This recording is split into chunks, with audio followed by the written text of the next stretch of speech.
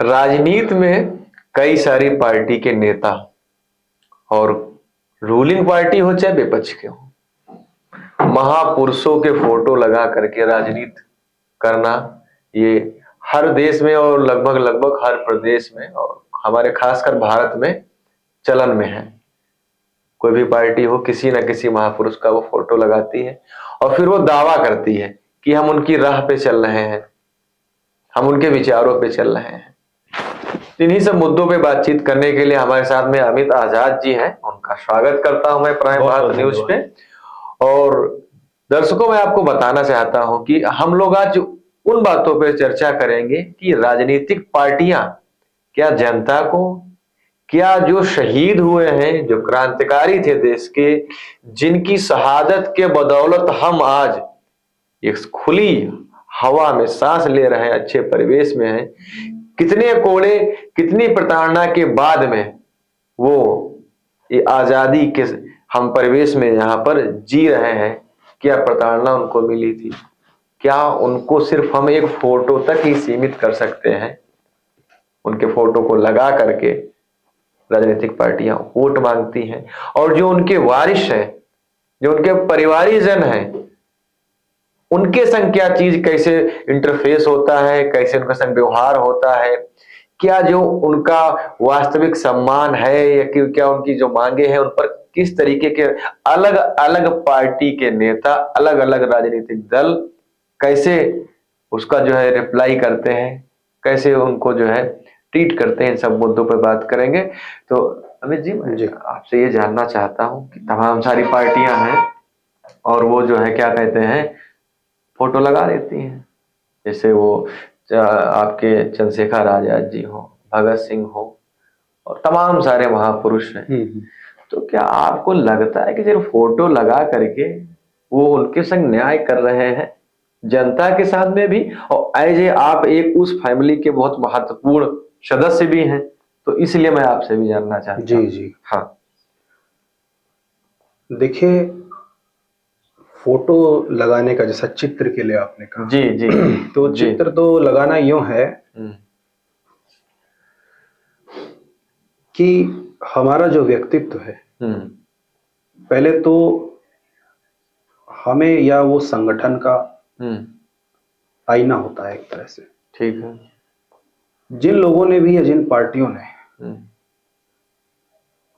भगत सिंह जी हो गए, अंबेडकर जी हो गए, पीछे उन्होंने चित्र लगा रखे, ठीक है, और अगर लगे भी हैं तो फिर सिर्फ भगत सिंह जी के और अंबेडकर जी के क्यों, बिल्कुल, और क्रांतिकारियों को क्यों नहीं, क्यों नहीं वहां पर चंद्रशेखर आजाद जी को मैं ढूंढता हूं, उनका चित्र कहाँ है। बिल्कुल बिल्कुल, मैं दर्शकों में आपको बताना चाहता हूं, अमित आजाद जी ने एक बहुत अच्छी बात कही है कि क्रांतिकारियों को आप किसी दायरे में, किसी मद मजहब, किसी भी उसमें बांध नहीं सकते हैं, और अगर आप सम्मान करते हैं तो फोटो सबकी लगनी होनी चाहिए। लेकिन करते क्या है ये राजनेता, ये वोट बैंक के चक्कर में एक तस्वीर लगा करके एक समुदाय को, एक वर्ग को खुश करने की बात करते हैं। क्या आप इससे सहमत जो मैंने कहा? बिल्कुल बिल्कुल, मैं सहमत हूं, मैं शायद यही बोलने वाला भी था। जी जी। इनको लगता है, देखिए पहली बात तो आपको बता दूं, जो हमारे देश की जनता है, हो सकता है ये बात कई बार कुछ राजनीतिक दल भी करते हैं, ये जनता सर्वोपरि, क्योंकि वो कहते हैं जनादेश से ही हम जीतते हैं। लेकिन मैं भी जो काम कर रहा हूं समाज का, राष्ट्र हित में, समाज सेवा का, वो भी जनता के साथ ही होता है जी, समाज के साथ ही होता है। बिल्कुल बिल्कुल। तो मैं आपको बताना चाहूंगा, जो हमारे देश का समाज आईना होता है, ये बहुत समझदार जनता है, देशवासी बहुत समझदार है। हम और जो बात आज कर रहे हैं आपसे, अभी आप मुझसे कर रहे हैं, जी जी, हम लोग किस स्तर पर कर रहे हैं वो बात सुनने वाले सब समझ जाएंगे। बिल्कुल बिल्कुल। कि क्या आपने, सोनू जी ने मुझे पहले बता रखा है कि हमको क्या बोलना है नहीं बोलना है, अगर हम नहीं बताएंगे तो वो समझ जाएंगे, ठीक है। ठीक उसी तरह से इन पार्टियों को भी सब समझते हैं और समय समय पर इनको मुंह तोड़ जवाब भी ये जनता देती है जी। मैं उसी पर आता हूं जो आपने चित्र के लिए कहा। मैं आपको बताना चाहूंगा, खुद जो चित्र लगाते हैं, जब उनके वंशज उनके पास जाते हैं मिलने, मीन्स मैं और मेरे पूज्य पिताजी जब पहुंचे दिल्ली में सीएम के पास जी, तो उनसे उनको कहना पड़ता है, जिनको वो आदर्श बनाकर अपने सिर पर लगाया उन्होंने, वो साथ में अगर आप पे खड़े हैं तो उनको कहना पड़ता है सर आप खड़े हो जाएंगे हमारे साथ, अगर यदि चित्र खींच रहा है तो ये कितनी बड़ी बात है। अच्छा, मैं एक चीज यहाँ पे ये कहना चाहूंगा, आपने मुख्यमंत्री तो कहा, हाँ, क्या आप उस मुख्यमंत्री का नाम हमारे स्टूडियो में बताएंगे? बिल्कुल, अरविंद केजरीवाल जी। अच्छा जी, हाँ, क्योंकि देखिए हम तो क्रांतिकारी हैं और हमें ये डर नहीं है कि हम ना किसी संगठन में, पार्टी के किसी सत्ताधारी संगठन में, ना हम किसी के गुलाम हैं। हम तो आजाद हैं, आजाद रहेंगे, आजाद थे, बिल्कुल। इसलिए हम बोलने में जरा भी हमें कोई समस्या नहीं है। इसलिए मैंने कहा आपसे कि जो चित्र हैं ये लगते हैं सिर्फ लोगों को बहलाने फुसलाने के लिए, ठीक है ना। भगत सिंह जी का एक भी अंश उनमें नहीं है। मैं इसलिए कहना चाहता हूँ सिर्फ उन्हीं के लिए नहीं, जहां कहीं भी, मैं कहता हूँ हर पार्टी में इनका प्रयोग होता है, हर पार्टी में होता है, बिल्कुल, हर जगह इन शहीदों का प्रयोग होता है। प्रयोग करें आप, लेकिन उन मूल्यों को पहले समझें कि उन्होंने तो इस देश के लिए अपने जवानी, अपना जो बचपन था वो सब कुछ सौंप दिया, अपने माँ बाप छोड़े, पूरी जिंदगी तहस नहस कर दी इस देश के लिए, इस भारतवर्ष के लिए, इस भारत माँ के लिए, ठीक है। तो इनको ये चीजें समझ में नहीं आती, क्योंकि इन्हें तो मैं आपको बताऊं, मेरे पास ऐसे ऐसे पत्र आ जाते हैं, ऐसे ऐसे लेटर आ जाते हैं कि साहब आप आला कमान से बोल दीजिए तो ये हमारा काम हो जाएगा। मीन्स वो ऐसा लगता है उनकी जेब में पर्ची रख दी गई है कि तुमको सिर्फ पॉलिटिक्स करनी है और कुछ मत करना। तुम समाज में तो निकलो, पॉलिटिक्स किस लिए, समाज सेवा के लिए ना, तुम समाज सेवा तो करो। बिल्कुल बिल्कुल। लोग आज पार्टी पहले रजिस्टर्ड करा लेते हैं, उन्हें कोई नहीं जानता सही कि हमें चुनाव लड़ना, किस लिए लड़ना, आप पहले बेस तो बनाइए। चरित्र पर संगठन खड़ा होता है, देश का कोई भी संगठन, बिल्कुल सही, व्यक्ति व्यक्ति विशेष होता है, पार्टी विशेष नहीं होती, संगठन विशेष नहीं होता। ये मैं जो एक साल में, इस 2024 में मेरी 1,17,000 किलोमीटर की यात्रा थी। अच्छा, उस यात्रा का जो अनुभव है वो बता रहा हूँ आपको। देश में जहां पर तोड़ने वाले लोग बैठे हैं, वहीं पर मैं बहुत खुश होता हूँ। मुझे जनता के बीच जाकर, बच्चों के बीच जाकर आज ये पता चलता है, इसलिए खुश होता हूँ कि जहां पर 100 लोग अगर तोड़ने वाले हैं तो 1,000 लोग जिस देश को जोड़ने वाले भी बैठे हुए हैं।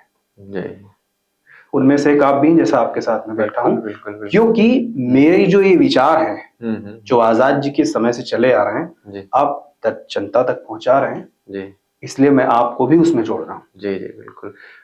इसी से जुड़ा एक सवाल आता है कि अभी तो अरविंद केजरीवाल चुनाव फिलहाल हार गए हैं, आज काउंटिंग का दिन है और हम लोग अभी ये इंटरव्यू रिकॉर्ड कर रहे हैं और केजरीवाल चुनाव हार गए।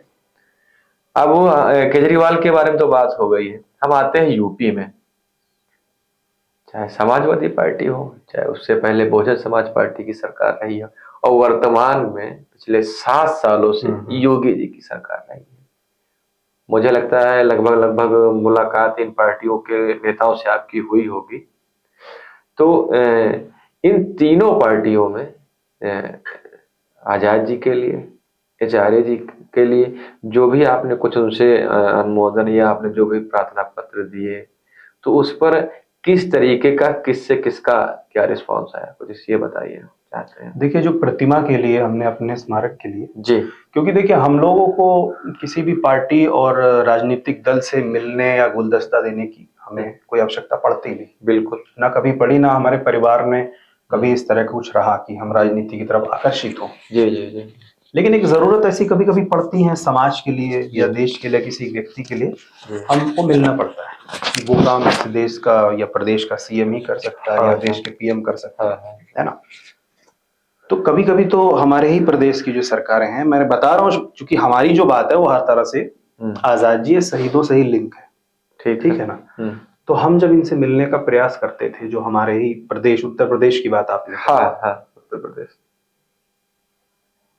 पूर्व में जो सीएम थी मायावती जी, उनके बारे में तो आपको पता है उन्होंने चंद्रशेखर आजाद जी के बारे में क्या कहा था। ठीक, हाँ बिल्कुल बिल्कुल बिल्कुल। किस तरह का संबोधित करके मैं तो बोल भी नहीं सकता, ठीक है ना। ठीक है, खैर, हम मिलने के दस्तावेज देते हैं, हमें जवाब तक नहीं दिए जाते। हमें ये भी नहीं बताया जाता कि हम मिलेंगे या नहीं मिलेंगे आपसे। हम अपनी बात तो कहना बहुत बात की बात है, जी, ठीक है। उसके बाद चाहे वो समाजवादी पार्टी, उनको भी हम देते हैं, नहीं मिलते। ठीक है, मैं पहले बता दूं यहाँ पर, ना मैं किसी पार्टी से हूँ और ना ही मैं किसी पार्टी की बड़ाई या बुराई करने के लिए बैठा हूँ। जो आपने पूछा मैं वो बता रहा हूँ। ठीक है, ठीक है। उसके बाद हमारा ये स्मारक का जो मामला मैंने बताया अभी पूरा, जो हम स्मारक बना रहे हैं लखनऊ में चंद्रशेखर आजाद जी का 151 फीट का, उसके लिए फिर हम माननीय राज्यपाल जी से मिले, समय दिया, कहूंगा समय दिया। ठीक है। फिर हम महाराज जी उत्तर प्रदेश के सीएम, उनसे मिले, समय दिया। 6 बार इस स्मारक के लिए समय दिया हमको योगी जी ने, बार बार। कभी सचिवालय में, कभी आवास पर, फिर सचिवालय में। बात क्लियर हो गई, करना क्या है। ठीक है, ठीक है। हाँ, ये बात जरूर है कि हमने उनसे कहा कि आप प्रतिमा बनाए, तो ये हुआ कि जमीन लीजिए, बाद में हम प्रतिमा में करेंगे, आप शुरू करिए। चलो, हमने कहा हम करते हैं। ठीक है, ठीक है, हमें करने में कोई दिक्कत नहीं, हम तो पहले ही वो काम कर रहे हैं, फिर हमने कहा प्रतिमा भी हम बनाते हैं। तो कहने का आशय ये है कि पहले के लोग शहीद परिवारों से मिलना भी जायज नहीं समझते थे। आज की जो महाराज जी हैं, अगर हमारे पूज्य पिताजी का आज फोन चला जाए तो हमारी 2 दिन के अंदर अंदर यदि नहीं भी है तो भेंट कर लेते हैं। अच्छा जी, और अच्छी बात। साल में 2-3 बार भेंट होती है, कभी कभी स्वयं भी बुलावा आता है। तो ये परिवर्तन पहले से अब में है। अब हम वो प्रदेश का परिवर्तन कहते हैं या ये शीर्ष से परिवर्तन चल रहा है जी, हम दोनों लिंक कर सकते हैं। अच्छा, क्योंकि सुनी ऊपर भी जाती है, सुनी नीचे भी जाती है हम लोगों की। ठीक है ना। आज लाल किले के ऊपर जब प्रधानमंत्री भाषण देते हैं तो हम एक तरफ देखते हैं कि चंद्रशेखर आजाद जी का बड़ा बैनर लगा है, एक तरफ भगत सिंह का बैनर लगा है। ऐसा पहले कभी नहीं था जी, पहले ये नहीं हुआ था।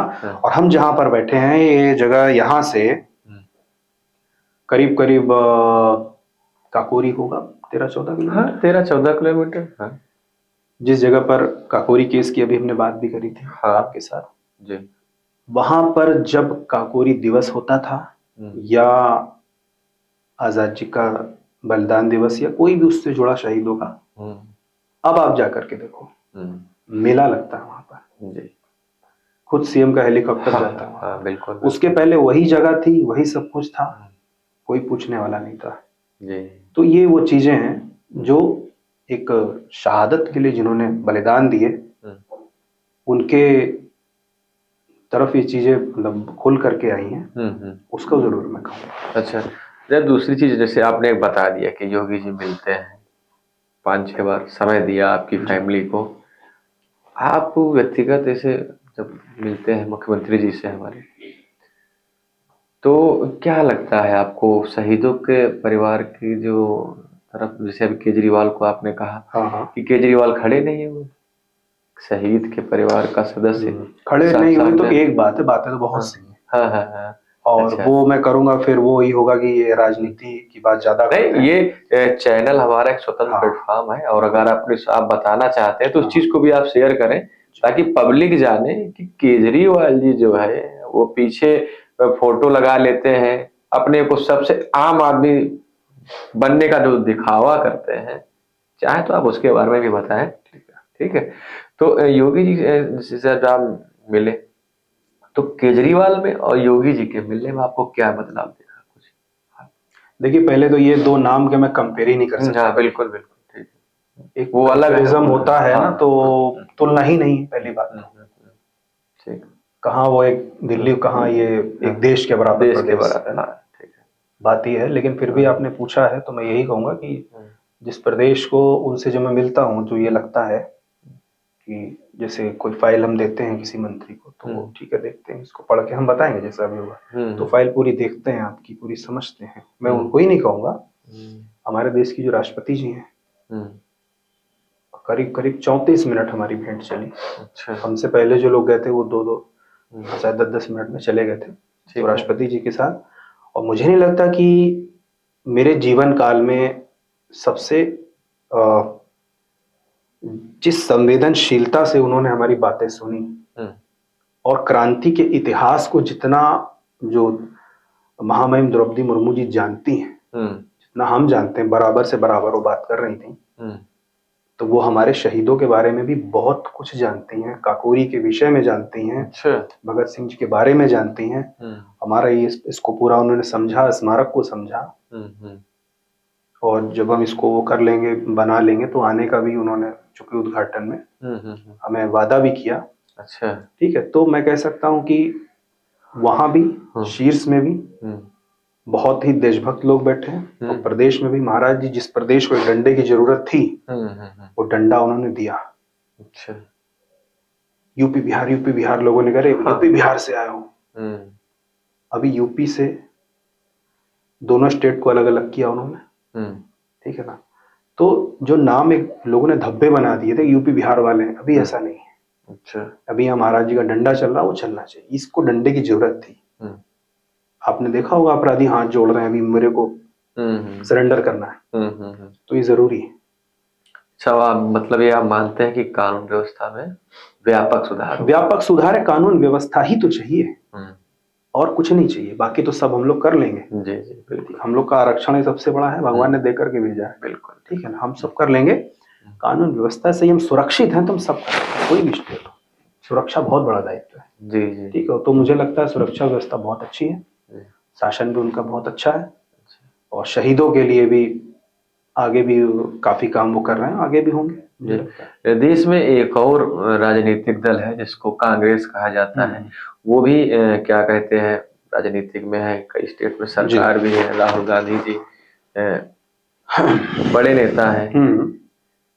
शहीदों के परिवार के प्रति उनके बारे में आपका क्या विचार है? किस तरीके का रिस्पॉन्स रहता है, या किस तरीके से आप देखते हैं उनको? देखिए, उनको हम इस तरह से देखते हैं कि जैसे कि उनका ये मानना है कि जो देश की, पहले तो मैं ये कहूँ, दर्शकों से भी कहूँगा, आपसे कहूँगा, आप गूगल पे डाल के सर्च करिएगा कि चंद्रशेखर आजाद से लिखते हैं ना, चंद्रशेखर आजाद जी को माला पहनाते हुए राहुल गांधी जी के चरण स्पर्श करते हैं, भगत सिंह, कोई भी क्रांतिकारी, 7,32,000 क्रांतिकारी थे। किसी को भी आप देख लेना, एक चित्र आप ऐसा ढूंढ के नहीं निकाल पाओगे जिसमें राहुल गांधी जी इन शहीदों को नमन कर रहे हो, नतमस्तक कर रहे हो। क्यों नहीं? क्योंकि वो ये मानते ही नहीं कि इन लोगों ने आजादी दिलाई। वो तो ये मानते हैं सिर्फ महात्मा गांधी जी ने आजादी दिलाई। अच्छा। सिर्फ बिना खड़क बिना ढाल के आजादी हो गई, और गांधी परिवार ही मूल जड़ में था इस देश को आजादी दिलाने में। अच्छा। तो उनको मैं यहाँ पर देखता हूँ कि उनके हृदय में, चूंकि आपने पूछा शहीदों के लिए वो क्या मानते होंगे, शून्य। किसी शहीद को नहीं मानते। वो मानते हैं तो सिर्फ महात्मा गांधी जी को, जिसका नाम उन्होंने पीछे लगा रखा है। कब तक उसका भी फायदा उन्हें मिलेगा वो भी देखने वाली बात है।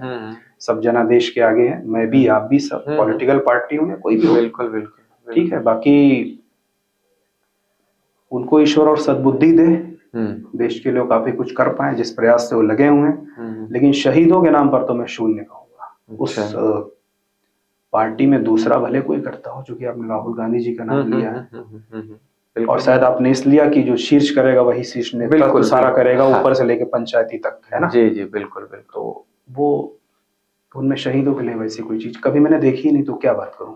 अच्छा। अच्छा, आपको क्या ये नहीं लगता है कि ये जो सारी पॉलिटिकल पार्टियां हैं, इनको शहीदों के लिए या उनके जो परिवारीजन हैं, या कुछ ऐसा कोई एक योजना या एक मॉडल तैयार करना चाहिए जिसको और व्यापक रूप से आने वाली पीढ़ी तक पहुंचाने के लिए कोई सुझाव आप सारी पार्टियों को या कोई आप सलाह देना चाहते हो इस बार? देखिए, जैसा आपने कहा, मीन्स परिवारों के लिए तो नहीं मैं कहूंगा, क्योंकि ये तो अपने लिए बात करनी है। ठीक है, ठीक है ना? ठीक है। हाँ, बट जो हमारे देश के 7,32,000 बलिदानी हैं, उनके लिए इस देश की सरकार को, जो सत्ता में है या जो शायद बाद में भी सत्ता में है, क्योंकि ये 5 साल वाले सवाल नहीं है जी, ये सवाल सदियों सदियों के थे और सदियों सदियों रहेंगे। बिल्कुल। कि हम अपनी विरासत को, अपने मूल्यों को जो देश भूल जाता है उसका विनाश सुनिश्चित है। तो इसलिए मैं आपके माध्यम से भी कहना चाहूंगा कि देश की जो भी हमारे क्रांतिकारी हैं, उन सभी के बारे में जिस भी स्तर पर जाके, स्कूल से प्राथमिक विद्यालय में या कॉलेज स्तर पे पाठ्यक्रम में लाएं, जैसा कि आ भी रहा है। अभी देखिए क्या है, वर्तमान सरकार ने कई सवालों के जवाब तो दे ही दिए हैं। हाँ हाँ हाँ हाँ। खास तौर से जो हमारे, जैसा कि मैं आपको एक बताता हूँ, हम्म, 2016 में, हम्म, वो चित्र भी आपको दूंगा अभी मैं, हम्म, हम और भगत सिंह के पोते हम्म, हुसैनी वाले बॉर्डर से, हम्म, उनका एक संगठन है भगत सिंह ब्रिगेड हम्म, और हमारा एचआर है, हम्म, एक यात्रा निकाली हमने हुसैनी वाला बॉर्डर से। हम्म, उसमें खूब सारे देशभक्त थे हमारे साथ, गाड़ियां थी। हुसैनी वाला बॉर्डर आप समझ रहे होंगे, जो पाकिस्तान का बॉर्डर है। याद वहां है। से हम निकले दिल्ली के लिए, रास्ते भर देशभक्तों के लिए गाने बजाते हुए, हाँ, भारत माता की जय वंदे मातरम करते हुए। हाँ, मुद्दा ये था कि हम दिल्ली में जाकर हम्म, दिल्ली सरकार को ये कहेंगे, हम्म, या केंद्र सरकार को, कि इंडिया गेट के सामने जो जगह खाली पड़ी है वहां पर एक शहीदों का स्मारक बनाए। ठीक है। ठीक है, हम पहुंचे वहां पर, चूंकि रोका गया, फिर उसके बाद हमने कहा ठीक है, हम ईंट यहाँ पर रख के चले जाएंगे। एक कि हमने ये किया तो हम लोगों को इजाजत मिली, हमने ईंट रखी, चित्र खिंचाया, वो चित्र आपको दूंगा मैं। उसके बाद उस समय फिर जब भारतीय जनता पार्टी सरकार आई, मोदी जी ने संज्ञान लिया, जहां पर मैं ईंट रखी थी वहां तो नहीं, इंडिया गेट के पीछे आज शौर्य स्मारक बना हुआ है। तो ये इम्प्लीमेंट हो रहा है, तो कई सवालों के जवाब तो भी मिल रहे हैं। ठीक है ना। चंद्रशेखर आजाद जी की कुटिया पर प्रधानमंत्री जी गए, वो भी हमारा ये घर है, मीन्स आजाद जी का जन्म हुआ था वहां पर। ठीक है ना, वहां गए और कुटिया आज आप देख लीजिए, मतलब पर्यटक स्थल है वो।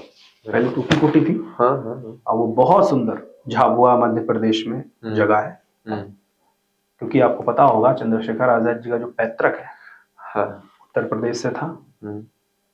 भदरका में ननिहाल थी दादी जगरानी देवी, और पीछे जाएंगे तो कानपुर के बगल में बहुत ही पंडित टीकाराम तिवारी ज्योतिष कुंडली बनाते थे, जो आजाद जी के बाबा थे, शायद वो नहीं, उसमें नहीं मिलेंगे आपको कहीं। टीकाराम तिवारी, सन 1800 की बात है। टीकाराम तिवारी जी के दो पुत्र हुए, सीताराम तिवारी, राम भरोसे तिवारी। फिर सीताराम तिवारी जी का विवाह हुआ भदरका उन्नाव में। फिर वहां से चले गए झाबुआ मध्य प्रदेश, जहां आजाद जी का जन्म हुआ। ये शॉर्ट में मैंने स्टोरी बताई आपको। तो कहने का आशय ये है कि अभी कई सवालों के जवाब मिल चुके हैं, और कई के जो मिलने बाकी हैं, कि हमें एक ऐसा 100 साल, या जैसा मैंने आपको बताया हम प्रतिमा जो बना रहे हैं वो 5000 साल तक रहेगी, तो ऐसे हमें इम्प्लीमेंट करके जाने होंगे। क्योंकि हमारे देश के शहीदों ने जिस लिए हम उनको याद करते हैं, क्यों याद कर रहे हैं, हमें उन्होंने आजादी देकर गए। बिल्कुल। मंच पर बड़े बड़े भाषण होते हैं, हम लोग भाषणों में क्या बोलते हैं, सरफरोशी की तमन्ना हमारे दिल में, देखना जोर कितना बाजुए कातिल में। शहीदों का नाम लेते हैं, लेकिन आगे भी हमें भी कुछ करके जाना चाहिए। कि कुछ लोग कहें कि हाँ, आने वाली नस्ल भी बताए कि सोनू जी ऐसा थे, या अमित आजाद ने कुछ करा था। कुछ भाषण हमें भी तैयार करके देने चाहिए, हम भी कुछ करके जाएं। क्योंकि जैसे एक बाप के लिए अपनी बेटी के प्रति कर्तव्य है, एक माँ के लिए अपनी बेटे के प्रति, और बेटे के लिए अपनी माँ के प्रति, इसी तरह इस भारत माँ के लिए भी हमारा कर्तव्य है। इस जन्मभूमि के लिए हमारा कर्तव्य क्या है, होता क्या है, जैसे राजनीतिक पार्टियों की बात हुई, ये कर्तव्य नहीं जानते हैं, कर्तव्य कि हमारे कर्तव्य क्या है। ये सिर्फ लेना जानते हैं, हमें टिकट दे दे पार्टी बुलाकर, राजनीतिक बात कर रहा हूँ, हमें पार्टी बुलाओ टिकट दे दे, फिर आपको तो कोई जानता ही नहीं वहां पर। मुझे फोन आते हैं कि मुझे आप ले चलो पार्टी के इन अध्यक्ष से मिला दो, मैंने कहा चलते हैं, मेरे सामने समाज सेवी बनते हैं बहुत बड़े, मैं भी कभी कोई बहकावे में आ जाता हूँ, मैं जाता हूँ, ठीक है भाई मैंने मिलवा दिया, मेरा काम हो गया। अब पार्टी तुम्हें टिकट देगी नहीं, है तो वो तय करेगी ना, मैं थोड़ा, मैं कोई राजनीति या मेरी पार्टी तो है नहीं, मैं तो भैया एचआरए में जुड़ जाओ, फ्री ऑफ कास्ट है, आओ क्रांतिकारी संगठन है, मेरे साथ लगो जी। लेकिन उसमें नहीं लगेंगे, उनको करनी राजनीति। तो वो सांसद महोदय भी कहते हैं हाँ जी, वो आपका क्षेत्र में क्या किया, सर किया तो कुछ नहीं, वो तो ये आपको जानते थे कि, तो उससे क्या होता है, आप पहले काम करो जाकर, बिल्कुल खत्म कहानी। तो ये है, देखिए। और दूसरी चीज, एक चीज और कहना चाहूंगा, जो हमारे ये राजनेता है इनके टेस्ट होने चाहिए। ठीक है, जिस तरह से ये किसी आईपीएस पीसीएस अधिकारी को हड़काते हैं, टाइट करते हैं कि यहाँ नहीं वहां खड़ो, वहां नहीं वहां खड़ो, वो कितनी मेहनत करके वहां तक पहुंचा है, कितने उसके एग्जाम में प्रीलिम्स हुआ है, फिर मेंस हुआ है, कितनी उसने पढ़ाई करी तुम्हारे अंगूठा छाप कैसे सुनने के लिए। जैसे उसके टेस्ट होते हैं, जनता को लेना चाहिए, इनका टेस्ट कोई नहीं लेगा, क्योंकि ये कमेटी कभी नहीं बिठाएंगे। जनता को टेस्ट लेने चाहिए इनके, कि पहले आओ बैठो हमारे सामने, जब ये दरवाजे पर आए ना, इनको डाल दे कुर्सी, चलो जवाब दो पहले हमारे को। नहीं होने चाहिए इनके टेस्ट। सही, ठीक है। अच्छा अच्छा। तो एक चीज और जी। मैं अंतिम लास्ट क्वेश्चन है आपसे पूछूंगा कि जो यूथ है, क्योंकि हमारा यूथ ही हमारा भविष्य है, बिल्कुल। ठीक है, और वही देश निर्माण करेगा। आज के समय में एक बहुत बड़ी समस्या आ रही है, नशेबाजी से बहुत जुड़ रहे हैं यूथ। उनके लिए आप कुछ कहना चाहें, कोई संदेश? देखिए क्या है, माध्यम जी जी, नशे क्या है, कई प्रकार के हैं आजकल। से। और सबसे बड़ा तो सारे जो यूथ है वो इंटरनेट में परेशान है। इंटरनेट में परेशान। मैं देखता हूँ, जाता हूँ, एक तो पहली बात, जीवन में 1 मिनट का आलस्य प्रमाद नहीं करना चाहिए। जी। हमेशा ऊर्जा में रहना चाहिए, सवेरे उठना चाहिए 5 बजे। थोड़ा सा मैं जो बता रहा हूँ वो यूथ भी सुन सकते हैं मैसेज के रूप में भी। सुबह 5 बजे जीवन शैली शुरू करें, पूरा कपालभाति, और चूंकि जैसा मैं भी करता हूँ तो नमस्कार से, जी। ठीक है, ऑक्सीजन से आप भर लेंगे शरीर को दिन भर, मुझे लगता है। लेकिन होता क्या, उठते ही मोबाइल उठा लेते हैं और वो ऐसा स्क्रॉलिंग चलने लगते हैं। लक्ष्य ही नहीं है। लक्ष्य नहीं है। तो हमें लक्ष्य, यूथ को पहले तो लक्ष्य नहीं चाहिए, क्योंकि आज के समय में क्या, पहले से भी जिसके पास लक्ष्य नहीं था, मैं फिर वही शहीदों पर आ जाता लक्ष्य था भगत सिंह जी के पास, हाँ। बंदूकें बचपन में बो दी थी। लक्ष्य था चंद्रशेखर आजाद जी के पास, है ना। महाराणा प्रताप जी के पास लक्ष्य था, बिल्कुल। मुगलों को टिकने नहीं। शिवाजी के पास वो ग्रस्त था पूना में, तखत दिल्ली का हिलता था, वो छत्रपति शिवाजी, लक्ष्य था। लक्ष्यहीन कुछ नहीं कर सकता, वो बस ये जान ले मैं जी रहा हूं। तो मैं यही कहना चाहता हूं आपके माध्यम संदेश की, लक्ष्य को पहले निर्धारण करो, आपका लक्ष्य क्या है। जिसके जीवन में लक्ष्य ही नहीं है, कुछ नहीं कर सकता। लक्ष्य निर्धारण करिए, विफलताएं आएंगी, असफलताएं आएंगी, आप मुंह के बल गिरा दिए जाओगे। असफलता पहले गिरा देती है आपको। बिल्कुल। आप उठ गए छटपटा के तो आप खड़े हो गए, दुनिया को आपने दिखा दिया। आप नहीं खड़े हो पाए तो वहीं पर खत्म। इसलिए पहले लक्ष्य का निर्धारण करें। और नशा तो ये सोच लें कि मेरी आंखें तभी बंद होंगी जब मैं मर जाऊंगा या तो सो रहा हूंगा। जीते जी नशा करके इस देश का युवा कभी मत सोचे। वो याद करे उन छत्रपति शिवाजी को, मैं फिर से कहूंगा, वो याद करे उन 7,32,000 कुर्बानियों को जिन्होंने इस देश को आजाद करा। वो याद करे चंद्रशेखर आजाद जी की उम्र, वो याद करे भगत सिंह जी की उम्र उनसे भी कम, वो याद करे खुदीराम बोस की उम्र उनसे भी कम। इस उम्र में यूथ क्या कर रहा है। तो हमें हमारा इतिहास काफी कुछ सिखा करके गया है, बहुत कुछ। तो आपके माध्यम से यही कहना चाहूंगा, ये कर्तव्य को अपने समझें। कोई देवदूत ऊपर से आकर के हम नहीं तार देगा। हमारे पूर्वजों ने अपने कर्तव्य को समझा था कि इस माँ भारती के लिए मेरा जन्म हुआ है और हमें इसी पर बलिदान होना है। ये मान लें कि हमारे रहते बाल भी बांका जब तक हम हैं इस धरा पर, चाहे वो पॉलिटिक्स हो, चाहे वो समाज सेवा हो, चाहे वो शिक्षा के क्षेत्र में हो, हर जगह, चाहे वो देश का एक मजदूर हो या वहां पर बैठी प्रधानमंत्री हो या राष्ट्रपति जी हो, देशभक्ति सबकी बराबर है और सबके अंदर देशभक्ति है। कोई ऐसा व्यक्ति नहीं जिसके अंदर देशभक्ति ना हो। बिल्कुल सही बात है। तो दर्शकों, बहुत अच्छी एक चर्चा हुई और अमित आजाद जी ने अपने कई सारे जो उनके विचार थे उन्होंने रखे, और उसके साथ जो हमने सवाल उनसे पूछे उन्होंने बहुत ही सरल तरीके से उसके जवाब भी दिए। अब ये हमारी जो चर्चा है, इसको आप किस तरीके से देखते हैं और आपके क्या सुझाव हैं, देखिए और कमेंट बॉक्स में जरूर आप अपनी राय दीजिए। नमस्कार। वंदे मातरम।